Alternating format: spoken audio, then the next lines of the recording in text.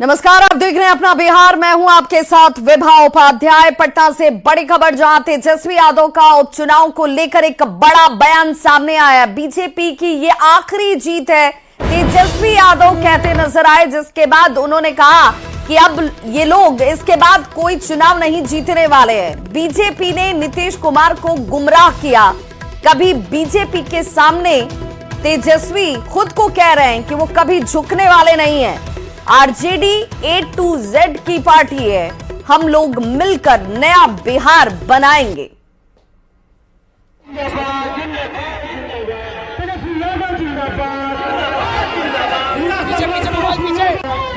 में हारे हैं और ये बाय इलेक्शन का जो चुनाव था,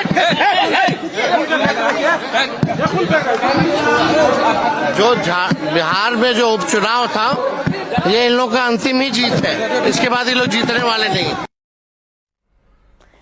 तो सुना आपने तेजस्वी यादव को जो कह रहे हैं उपचुनाव को लेकर, जिस तरीके के रिजल्ट परिणाम सामने हैं, उसके बाद तेजस्वी यादव कह रहे हैं कि बीजेपी अब इसके बाद कोई चुनाव जीतने वाली नहीं है, ये उनकी आखिरी जीत है।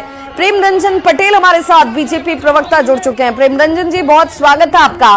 तेजस्वी यादव के इस बयान को आप कैसे देखते हैं? वो तो अब ये दावा कर रहे हैं कि अब आप लोग इस चुनाव के बाद कोई चुनाव नहीं जीतने वाले हैं।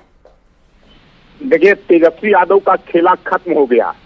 अब तेजस्वी यादव को इतने के बाद भी ज्ञान नहीं आ रहा है, तो इसीलिए तो कहा जाता है कि अनपढ़ व्यक्ति को पूरा जो ऐसे जानकारी प्राप्त नहीं हो पाता है, पूरा ज्ञान नहीं हो पाता है। ये 3-4 सीटों में 3 सीट आरजेडी का था और वो अपने सीट को भी नहीं बचा पाए। वो पूरी तरह से जो ऐसे एनडीए के पक्ष में चला गया। तो जनता उनको पसंद नहीं कर रही है, जनता उनके ऊपर भरोसा नहीं कर रही है, जनता का विश्वास उनके ऊपर नहीं है। फिर भी जो है से वो ख्याली पुलाव पका रहे हैं।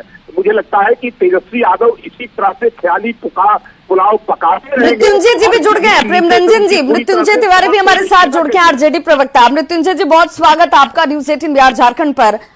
आपको परिणामों में जनता ने वो भरोसा, वो विश्वास या जीत का आशीर्वाद नहीं दिया, क्या इस वजह से ये प्रतिक्रिया है कि भाई अब बीजेपी नहीं जीतेगी? ये तो जनता तय करेगी ना। देखिए, पहली बात तो ये उपचुनाव था। ठीक। 2020 के विधानसभा के आम चुनाव में हमारी पार्टी राष्ट्रीय जनता दल सबसे बड़ी पार्टी बनी थी और इस उपचुनाव में भी जो 2 सीटें थी उस पर आरजेडी, एक गठबंधन के हमारे माले की सीट थी सीटिंग। उपचुनाव से, उसके रिजल्ट से सरकार बनना बिगड़ना नहीं होता है, प्रभावित नहीं होता है। ये ठीक है, हम इस हार को स्वीकार करते हैं, लेकिन बहुत सारे कारण होते हैं। इसकी समीक्षा होगी, उसकी भरपाई हम करेंगे, कहाँ चूक हुई, कहाँ गलती हुई। लेकिन जिस तरह से ये 4 सीटों पर उपचुनाव में जीत करके ये इठला रहे हैं, ये बता रहा है कि इनका जो ये पानी का बुलबुला है, ये बहुत जल्द जो है, अभी 6 महीने 8 महीने बाद बिहार विधानसभा के चुनाव होने हैं। बगल में झारखंड का झांकी देख लिया एनडीए ने, वहाँ तेजस्वी यादव जी को, हेमंत सोरेन जी को, गठबंधन को किस तरह से जनता का आशीर्वाद समर्थन मिला। 6 उम्मीदवार हमारे वहाँ थे, 4 जीते आरजेडी के। बगल में है बिहार। प्रेम रंजन जी, आप लोग गुमराह कर चुके हैं नीतीश कुमार को, इसलिए वो आपके साथ हैं। नहीं तो ये बहुत ज्यादा इस वक्त जिस रिजल्ट को देखकर आप उत्साहित हो रहे हैं, ये ज्यादा दिनों तक रहने वाला नहीं है। अरे भाई, इन्होंने ही कहा था, इसको सेमीफाइनल की संज्ञा दी थी। ये सेमीफाइनल है और फाइनल बाद में होगा। तो सेमीफाइनल में ही दिखा दिया बिहार की जनता ने कि जनता किनको पसंद करती है, किनके साथ है। और ये झारखंड पर मंसूबा पाल रहे हैं। अभी हरियाणा का चुनाव हुआ, अभी महाराष्ट्र का चुनाव से पता नहीं चला। तो इतना से भी ज्ञान नहीं हो रहा है, तो मुझे लगता है कि इनसे बड़ा अज्ञानी और इनके पार्टी से बड़ा कोई हो ही नहीं सकता। मृत्युंजय जी, आखिर आधार क्या है? अगर तेजस्वी यादव ये कह रहे हैं, ये दावा कर रहे हैं कि भाई ये इनकी आखिरी जीत, अब इसके बाद ये कोई जीत इन्हें नहीं मिलने वाली, तो कुछ आधार तो होगा। ये कॉन्फिडेंस आधार है कि बिहार से ही बना है झारखंड। झारखंड में बीजेपी ने सारे दांव खेल लिए, बटेंगे, कटेंगे, घुसपैठी पर और जो भी होता है, सारे समीकरण तिगड़म भिड़ा लिए। जनता किसके साथ खड़ी रही? ये तो बगल में, अगर हमें देखना होगा तो महाराष्ट्र से बिहार में झारखंड का हवा बिहार में आएगा।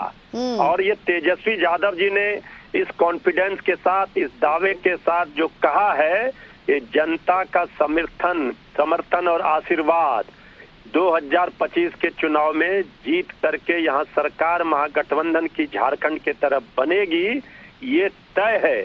और प्रेम रंजन जी, आप लोग को इसलिए डरना चाहिए या आप लोग को इसलिए मंथन करना चाहिए? इस जीत पर ज्यादा हर्षित होने की जरूरत नहीं है, क्योंकि झारखंड में जो स्थितियां बनी वो विधानसभा आगामी बिहार में भी हो सकती है, ये आधार है।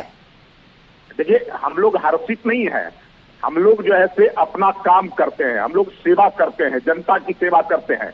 इस बार जो है से परिवारवाद को पूरी तरह से जो है से सफाया लोगों ने करने का काम किया है। महाराष्ट्र के चुनाव का परिणाम जो है से सामने है, ये झारखंड पर जो है से ये इतरा रहे हैं। मुझे लगता है कि बिहार में जो चारों चुनाव है उसका भी परिणाम उनको देखना चाहिए और उससे अंदाजा लगाना चाहिए कि जनता का क्या स्थिति है। तो इन्होंने जो है से सीधे तौर पे जो है से इनको जनता नकार दी है, इनका जमीन पूरी तरह से खिसक गया, इनको समाप्त हो गया। अब ये केवल हवा में उड़ रहे हैं, बातें बड़ी बड़ी कर रहे हैं। बिल्कुल, तो जनता पर फैसला छोड़िए। चुनाव आज जनता ने जिताया एनडीए को, उसके मन में क्या था ये जनता जानती होगी बखूबी। झारखंड में क्यों हार का मुंह देखना पड़ा, ये भी जनता ने तय किया। तो सहर्ष रूप से स्वीकार सभी पार्टियों को करनी चाहिए और खामियों को दुरुस्त करने का मौके के तौर पर इसे देखना चाहिए। बहुत बहुत शुक्रिया मृत्युंजय तिवारी आपका भी और प्रेम रंजन पटेल आपका भी हमारे साथ जुड़ने के लिए। तो देखिए, तेजस्वी यादव का उपचुनाव को लेकर के बयान आता है, जिस बयान का इंतजार सभी कर रहे होंगे। लेकिन जब उन्होंने बयान दिया तो कहा कि बीजेपी इस क्षणिक खुशी के साथ खुश हो ले, लेकिन आगामी आने वाले चुनाव में अब वो दोबारा नहीं जीतने वाली है। क्या कुछ कहा है, जरा सुनिए। झारखंड में हारे हैं और ये बाय इलेक्शन का जो चुनाव था, जो बिहार में जो उपचुनाव था, ये इन लोग का अंतिम ही जीत है। इसके बाद ये लोग जीतने वाले नहीं हैं। तो बिहार विधानसभा में नेता प्रतिपक्ष तेजस्वी यादव पर जेडीयू एमएलसी नीरज कुमार ने जमकर निशाना साधा। उन्होंने पूछा कि विधानमंडल के मॉनसून सत्र के दौरान तेजस्वी यादव आखिर कहां गायब थे और क्या वे उपचुनाव में हार के बाद सदन में नजर आएंगे। नीरज कुमार ने सदन में नहीं आने को कर्तव्य घोटाला करार दिया। विधानसभा के पिछले सत्र में पटना में रहते हुए राजनीतिक लज्जा के तहत विधानसभा नहीं गए। आप विपक्ष के नेता हैं, कैबिनेट मंत्री का दर्जा है, राजकोष के खजाने का हिस्सा लेते हैं। अगर विधानसभा के प्रस्तावित सत्र में नहीं जाइएगा तो सैलरी घोटाला के साथ अब आपके नाम कर्तव्य घोटाला भी जुड़ने वाला है।